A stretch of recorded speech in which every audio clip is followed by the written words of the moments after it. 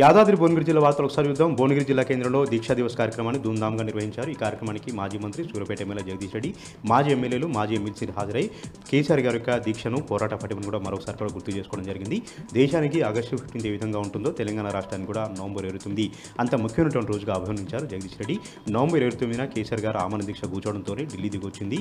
తెలంగాణను ప్రకటించినట్టు కూడా మరోసారి కూడా గుర్తు చేసుకున్నారు. తెలంగాణ ఉద్యమకాలం నాటి యొక్క ప్రతి ఒక్క సన్నివేశాన్ని గుర్తు చేస్తూ అక్కడ నిర్వహించినటువంటి ఫోటో ప్రదర్శన కూడా ప్రతి ఒక్కరిని కూడా ఆకట్టుకుంది. ఆనాటి ఉద్యమ దృశ్యాలను, ఆనాటి పోరాట పటమును మరోసారి కూడా గుర్తు చేసుకున్నారు. మరోసారి పోరాటానికి అంకితమవుతూ పెద్ద ఎత్తున పోరాటం చేస్తున్నటువంటి అవసరం ఉంది. కేసీఆర్ గారిని సీఎం చేసి తెలంగాణ రాష్ట్రాన్ని అభివృద్ధి చేసుకోవాల్సిన బాధ్యత ప్రతి ఒక్కరిపైన ఉందంటూ కూడా జగదీష్ రెడ్డి సందర్భంగా గుర్తు చేశారు.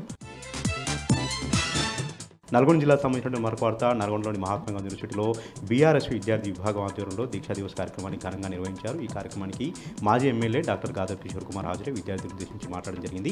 యూనివర్సిటీలను కూడా ఒక్కసారిగా బగ్గమంటూ కేసీఆర్ గారి యొక్క ఆమరణ దీక్షతోనే విద్యార్థి లోకం అంతా కూడా ఉద్యమంలో కదిలి వచ్చింది. ఫలితంగా తెలంగాణ రాష్ట్రం సాకారమైంది, ఢిల్లీ దిగి వచ్చింది.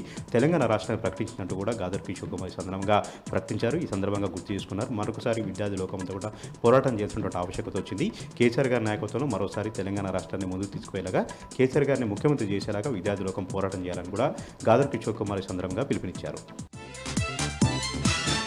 నల్గొండ జిల్లాకు సంబంధించి మరొక వార్త. నల్గొండ నియోజకవర్గంలో పంచాయతీ ఎన్నికల వేళ కాంగ్రెస్ పార్టీ గుండాలు రెచ్చిపోయారు. తిప్పర్తి మండలం యల్లమగూడెం గ్రామంలో బీఆర్ఎస్ పార్టీ బలపరిచినటువంటి అభ్యర్థి మామిడి నాగలక్ష్మి భర్త మామిడి యాదగిరిని కిడ్నాప్ చేయడంతో ఒక్కసారిగా కలకలం జరిగింది. వెంటనే నల్గొండ మాజీ ఎమ్మెల్యే భూపాలరెడ్డి అక్కడ చేరుకుని బీఆర్ఎస్ క్యాడర్కి ఒక్కసారిగా కూడా ధైర్యం నింపారు, భరోసా నింపారు.